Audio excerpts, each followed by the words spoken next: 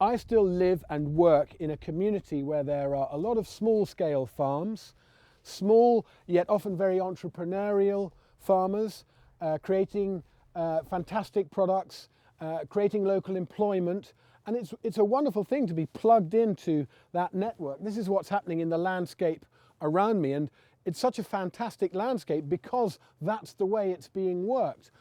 What are we supposed to do? Do we want to turn all that into a theme park and transfer the production of all meat into vast indoor arenas?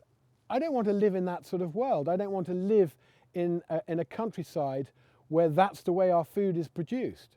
I also worry about what is in effect a commitment to farm on a very large scale in order to directly compete with cheaper production elsewhere in Europe, production that the welfare standards of which would actually be illegal in this country.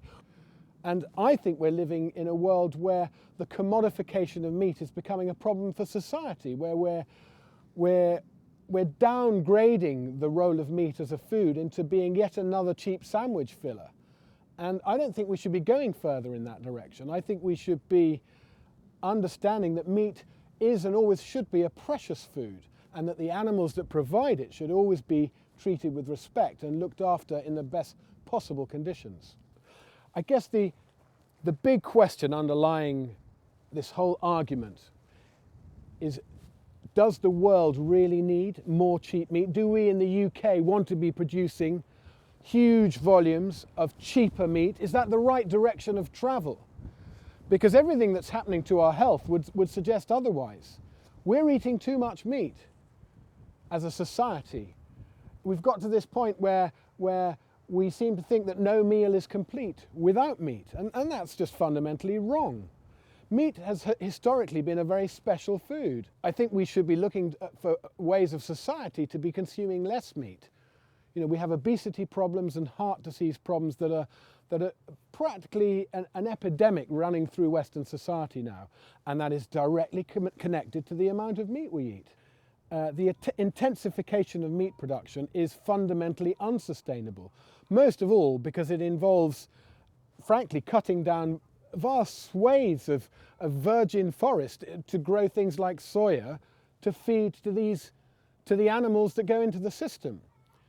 And we're already at a point where globally 30% of all arable farming is done to make feed for animals. In the US, that figure runs now at 50%. Does that sound sustainable? Is that sustainable intensification? It doesn't sound sustainable to me. The other question we should be asking now is who's running this show? Who's dictating the future of the food economy and for whose benefit?